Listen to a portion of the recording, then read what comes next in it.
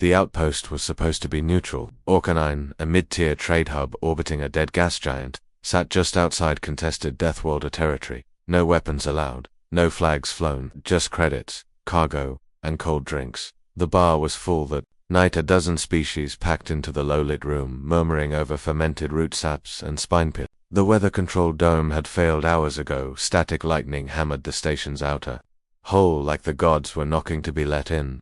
That's when the human walked in, soaked in rain, boots thudding like gunshots on the metal floor. He didn't even take off his coat, just headed straight for the bar and sat, dripping. No one moved. Deathworlders don't scare easy. Genetically brutal, born into gravity 3 times Earth normal, they crushed lesser species underfoot in war and diplomacy alike. But when the Terran sat down wet, unbothered and silent, the bar chilled. The bartender, a 3-eyed gorgly with fused tusks, cleared his throat. "You're a long way from soul, human." "Thirsty way, too," the man replied, voice dry as gravel. "Got anything that won't melt my insides?" A few of the locals chuckled, nervous, but not the ones sitting 3 stools down. Markath Deathwelder, 12 feet tall, bone-plated arms crossed, a ceremonial kill knife at his side. He narrowed reptilian eyes. "You stink of fear," Markath growled. The human didn't turn. "You sure that's not your cologne that did it?" Markath stood. The ceiling scraped his head. A hush spread like a virus. Everyone leaned back. The barkeep ducked. "I challenge." The Deathworlder hissed, "Combat, right? You accept or crawl out." The human exhaled, slow, tired, swiveled on the stool, looked up. "Nah." Markath blinked. "You... refuse." "I decline," he clarified, lifting a hand to sip his drink. "You picked a fight over a smell. That's not combat, that's ego." And then cracked. The Deathworlder's massive arm swung fast, too fast, but the bar stool got there first. With a whip-crack motion, the human flipped the stool into Markath's chest. The metal cracked, the warrior staggered, and suddenly it was chaos. A second Deathworlder lunged. The human ducked, grabbed a tray, and slammed it into the creature's knee with bone-snapping force. Another grabbed his arm only to catch an elbow in the throat and a headbutt that made his skull ring like a bell. By now, half the bar was fighting. Tables overturned, bottles exploded. A Yelvian screamed as a Terran combat knife found its way into an alien joint. But the human was a storm, small, fast, deadly. He used everything, the furniture, broken glass, spilled drinks. At one point he drop-kicked into a gaming machine that promptly burst into flames. 3 minutes later, silence. Smoke curled from ceiling vents. The lights flickered. The human stood in the center of the wreckage, breathing hard, a cut on his brow. Around him, 6 Deathworlders groaned on the floor. He looked at the bartender, still crouched behind the counter. "Guess you're out of that drink." Across the galaxy, security footage went viral in minutes. Concord officials watched in stunned silence. High Command, Deathworlders screamed for retribution, and Earth laughed. The Terran Federation issued a 5-word press release. He paid for his tab. Markath survived the bar fight just barely. His pride didn't. Within days, Deathworlder High Command had demanded a controlled test, a public one, to study Terran physiology. They claimed, in truth, to restore fear, respect, to remind the galaxy who the real apex predators were. The test would be broadcast live from the combat arena on Direct Prime. Neutral ground, scientific purposes. That was the official story. The chamber was circular, 50 meters across. Reinforced duress. Atmospheric regulators hissed, chilling the air until breath steamed. On all sides, Deathworlders watched from tiered platforms, their thick jaws grinding in anticipation. 4 of their finest warriors stood ringed around the center, each bigger than a tank, muscles flexing beneath armored hides. And in the center stood a human. Lieutenant Kira Holt. Unarmed. She didn't move, didn't blink, just slowly scanned the perimeter like someone checking a grocery list. The audience murmured. The researchers in their glass booth whispered, "Baseline test. Let's see for flight." The signal sounded. Kill test. Begin. The Deathworlders struck as one. Visual 1. Alien lunges, claws flashing. Holt sidesteps fast and his own momentum sends him crashing into the far wall. A sickening crunch echoes. The crowd flinched. Another attacker barreled in. She didn't dodge. She dropped under the swing, caught his leg, and twisted. A thunderous snap rang out. The brute screamed, "Crumpling." The scientists stared, stunned. "She's not enhanced." No one whispered, tapping furiously on a Datapad no implants, no biosuits. She single quotes S. Baseline. The last two Deathworlders circled her cautiously now, growling, studying. Holt finally spoke. Now you're learning. One charged. Too late. She moved fluid, surgical. A rising elbow to the throat, a pivot, then a palm slammed into the side of his skull. He dropped like a stone. The final Deathworlder hesitated. His talons twitched. Go on, she said quietly. Come make your ancestors proud. He did. And he died trying. 32 seconds. For elite Deathworlders all unconscious or broken, Holt stood alone, breathing evenly.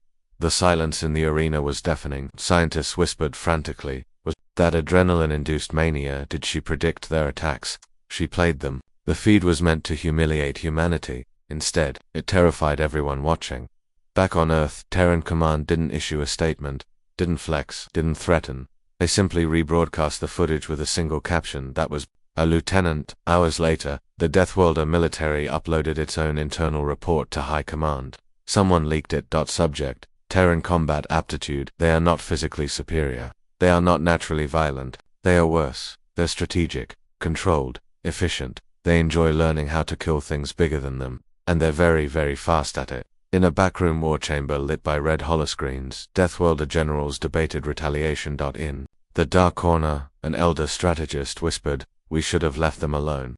The cell was 30 meters below ground, no coms, no windows, no metal fasteners, loose screws or access ports. The Deathworlders called it the Coiler Black Site, designed to hold rogue psionics warlords and genetically unstable gladiators. They gave it to a human, Corporal Mason Voss, captured during a covert recon op after the kill test scandal.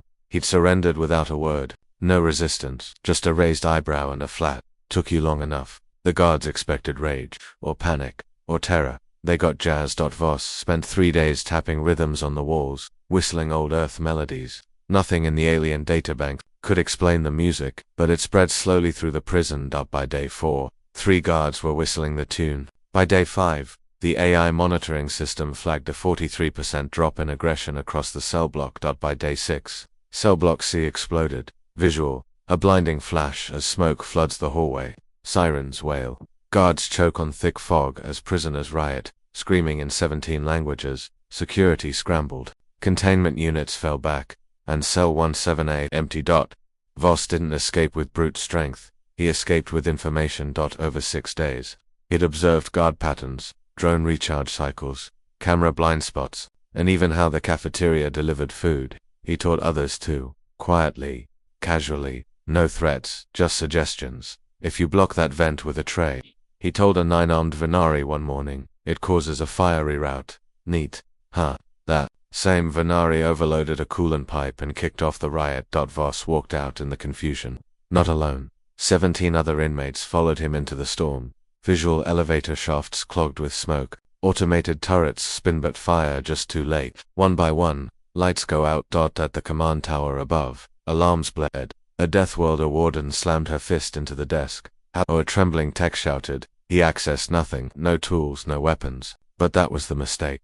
Humans didn't need weapons. They were the weapon. 30-8 minutes after the first smoke bomb, a stolen Deathworlder shuttle exploded out of the upper hangar. Crew stunned. Control systems rewired. The prisoners were gone. So was Voss. The Deathworlder military declared a full planetary lockdown and launched an AI-assisted manhunt. They never found him. What they found 2 days later was a datapad left in the prison cafeteria. It had one sentence. It was a boring cell. Needed redecorating. Under it was a crudely drawn sketch of the entire security floor plan. From memory. The Terran press celebrated him as the artist. Command denied knowing anything, but quietly promoted Voss to ranks. In one covert fleet room, an admiral chuckled to herself as she poured whiskey.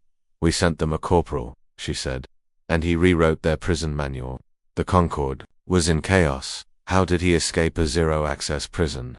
The response came from a veteran Deathworlder intelligence officer who had seen the footage, the datapad, and the security logs. She only said 5 words. "You captured him alive. Why?" They didn't land in New Geneva, or EarthGov Central, not even near the Peacekeeper academies. They chose Detroit Sector 8X, a Terran megacity, marked strategically unimportant. On the Concorde's charts, no defense grids, no orbital shields, no recorded fleet activity.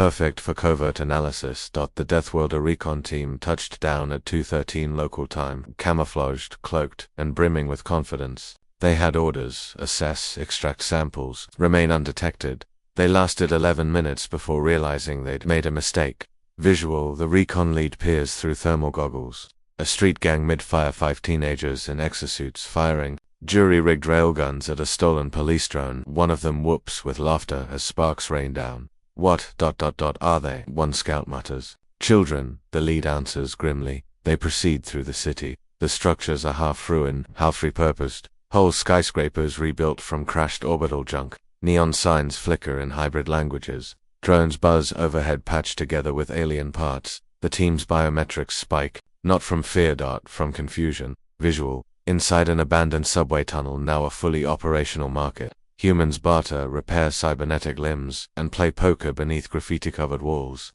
One man sells EMP mines from a cooler. These aren't citizens, they're survivors. But not just enduring, thriving. The scouts upload footage back to Concord Intelligence. One observer whispers, "This isn't a war species. It's a pressure-forged culture. They don't fear collapse, they live in it." 10 blocks west. The recon team splits. One pair enters a warehouse to observe a local militia training. They barely step inside before the door seals shut behind them. Visual: fluorescent lights flicker on. A dozen humans surround them silently, no weapons drawn. A speaker crackles to life. "You're not from around here," says a voice in perfect Deathworlder dialect. "But you are being watched." The team panics, tries to cloak again. The humans jam it. A small girl steps forward, maybe 9 years old, holding a pulse disruptor the size of her arm. "You're gonna run?" she asks sweetly. They do. Only 2 make it out. Meanwhile, the recon lead and his tech specialist find themselves in a street market filled with ancient Terran music, what locals call hip-hop. It pulses like a war cry. The lead finally says aloud what they'd all been thinking. Earth is not a death world, it's an ecosystem of calculated chaos. The tech nods. "We don't understand them." The lead finishes, voice hollow. "No, but they understand us." The team signals for emergency EVAC. Before the shuttle arrives, they see it painted on a wall 4 stories tall. A mural. A human soldier in cracked armor, smiling. Underneath, "We don't fear your strength. We taught it to ourselves." Debrief file, Concord Intelligence. Eyes only. Detroit Recon Report. Civilians exposed to warfare tech from birth. Children show adaptive combat behavior. Social systems embrace entropy. Cultural deterrent equals total unpredictability. Earth is not a target. Earth is a warning.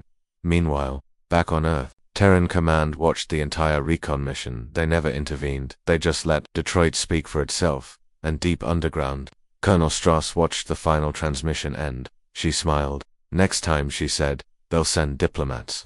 For a week, the Deathworlder High Command said nothing. No retaliatory strikes, no public condemnation, no Senate protest. Earth's analysts grew suspicious. Then the lights went out. It started in the Keldari fringe. An entire Terran science vessel vanished mid-something. A relay station exploded in orbit over Veganine. Then 2 colonies gone silent. On Earth, fleet monitors scrambled. "Some kind of coordinated blackout," murmured a tech. "They're hitting infrastructure." Colonel Ava Strass stood in EarthGov's war room, jaw tight.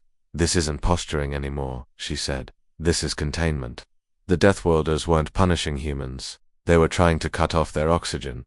Visual: a massive death war fleet, tens of thousands, strong, arrives outside Sol's buffer zone. Commanders bark orders, their fangs bared. No contact, no warning, just cold, perfect movement. The plan was simple: decapitate Earth's relay network, jam their deep space scans.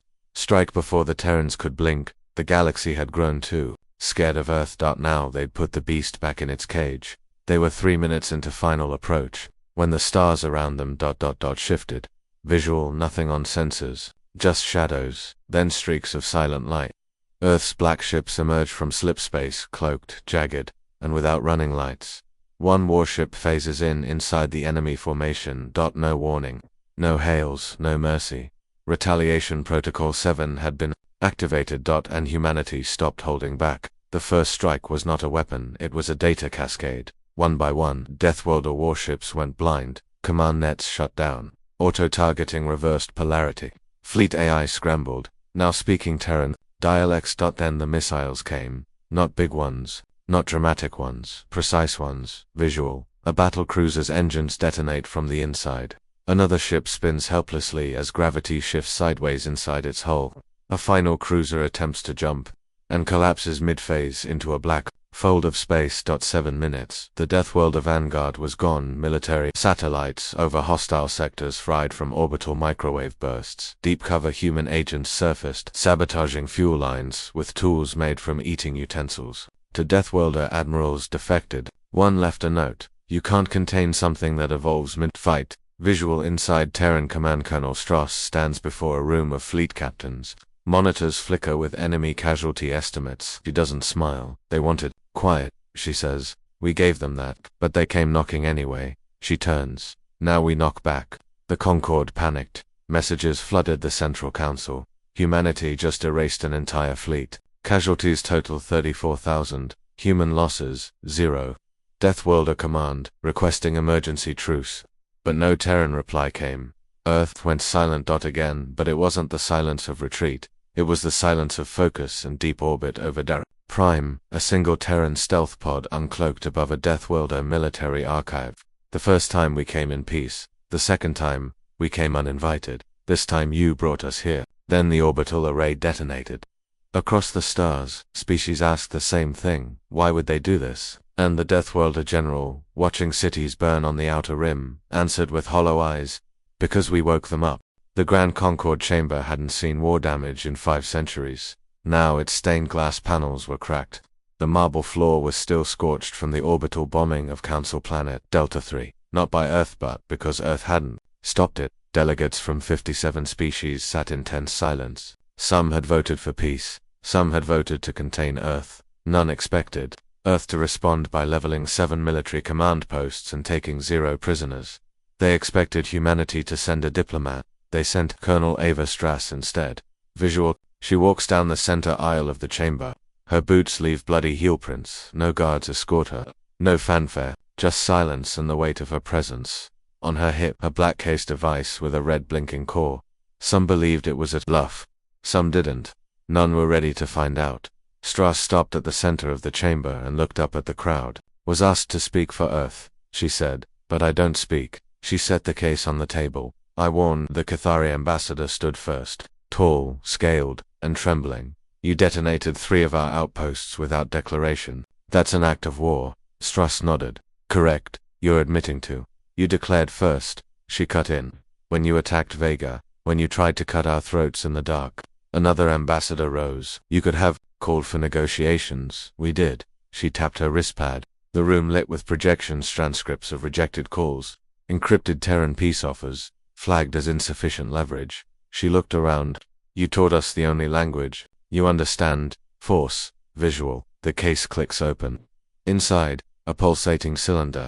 Everyone tenses. Strass doesn't flinch. This is a fusion-linked warhead with a AAAI detonation core, she said calmly. If I die, it goes live. If I'm incapacitated, it goes live.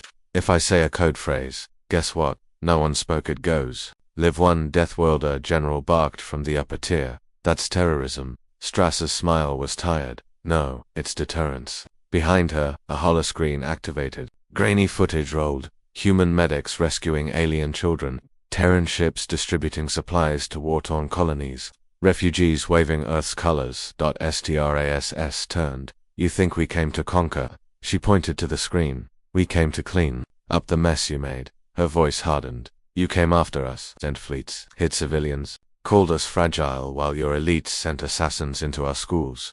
So we answered. She placed her hand on the detonator, and if you try again, we answer louder.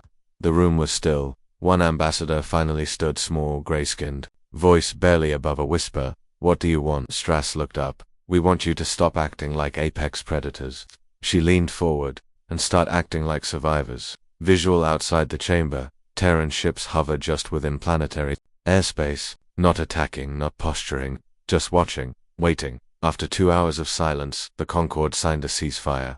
A week later, 21 systems opened formal alliances with Earth, not from fear, but from something deeper, respect. Back, aboard her shuttle, Strass stared at the stars. Why a detonator? Her aide asked. She finally smiled. Because talking's easy, but silence backed by a dead man's switch. That's diplomacy, they'll remember.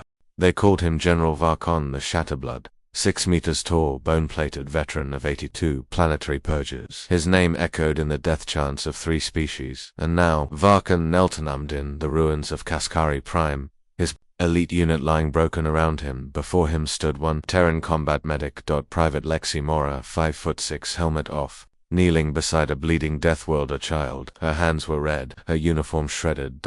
She never looked at Varkun. Only the kid, the general's second-in-command, watched, stunned. She's unarmed. We could rip her apart.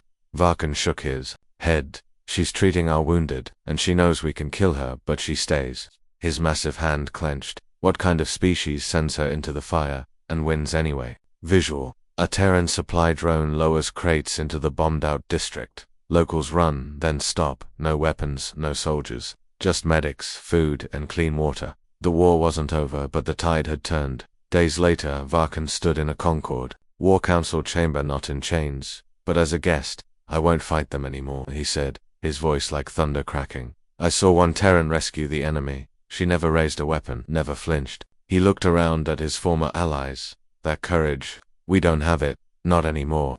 Then he dropped his housemark medallion on the floor and walked out.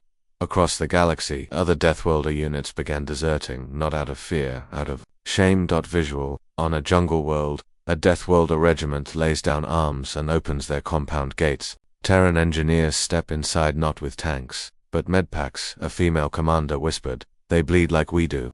Her subordinate muttered, "No, they bleed and still run toward the fire. That's different." Back on Earth, Strass reviewed the reports in silence. 10 defecting factions, 3 new treaties, and a formal request from a Deathworlder tribal world to send their children to study in Terran academies. She blinked. "Did they just ask to enroll in our schools?" Her aide nodded. Their chieftain said, "We have warriors. You raise monsters who choose not to be." Still, not everyone supported the shift. Some Concord officials screamed of infiltration, others accused Earth of psychological warfare, but the galaxy was watching the videos, not of war, of mercy. Visual. A young Deathworlder child drawing a Terran flag in the dust, his father missing an arm, watching silently. A war leader asked his advisors, "What did they give us?" "Nothing," one replied. "Just showed up with bandages and didn't flinch when we growled." The war leader shook his head. "No, they gave us shame." Meanwhile, in orbit, Terran ships hovered over 7 defecting planets. They never deployed troops. They didn't have to, because those worlds raised Earth's banner willingly. One Concord strategist summed it up in a classified memo. "We tried to make the humans monsters. Instead, they became legends. Fear fades. But what they gave us tonight, that will echo." The official surrender never came. There was no final battle. No blood-stained treaty signed on a scorched battlefield. The war simply stopped. One system after another went quiet. Hostile fleets broke formation. Former Deathworlder warlords broadcast ceasefires without orders. Some refused to explain why. We saw what they were willing to become. Visual. Inside a massive Concord hall, a new flag is raised, Terran blue, etched with a broken sword crossed by an open hand. Half the room salutes, the other half watches. Silently, they had planned to conquer the humans. Instead, the humans had converted them. Not through speeches, not through propaganda, through action, through choice. The galactic media dubbed it the Great Turn, but the people gave it another name, the human problem. Not a threat, a paradox. They fought like monsters, then healed like saints. They crushed war fleets with surgical precision, then dropped food, not bombs. They held the detonator but never pushed it. Visual. A memorial on Orcanine, where it all began. A bronze statue of a Terran holding a beer mug and a shattered bar stool. At the base to the fight that ended a war. Back on Earth, in a quiet office lined with battle maps and bloodied medals, Colonel Ava Strass stood alone, watching the stars through a reinforced window. Her aide entered quietly. Another Deathworlder world requested Terran protection. That's the 3rd this week. Strass didn't look away from who. The aide hesitated.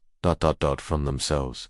On the other side of the galaxy, in a dusty tavern, a young alien cadet asked an old veteran, "Is it true, about the humans, that they defeated the Deathworlders without wiping them out?" The old warrior sipped his drink, eyes distant. "They didn't win with guns," he said. "They won by making us ask." He looked up. What kind of species chooses restraint? After tasting victory, a hush fell. Then another voice chimed in from the corner. "You did what to the Deathworlders?" The bartender muttered, shaking his head. That's still the stupidest idea the Concorde ever had. The room laughed nervously, but no one argued. Visual Terran children in Detroit playing alongside Deathworlder younglings, sharing tools, snacks, and street shock, war stories. Drones hover above, idle, peace. For once, needs no guard. The humans didn't just survive, they didn't just fight. They made war unnecessary, because fighting them became unthinkable, not out of terror, but because losing to them didn't just mean defeat. It meant realizing they'd already won something greater.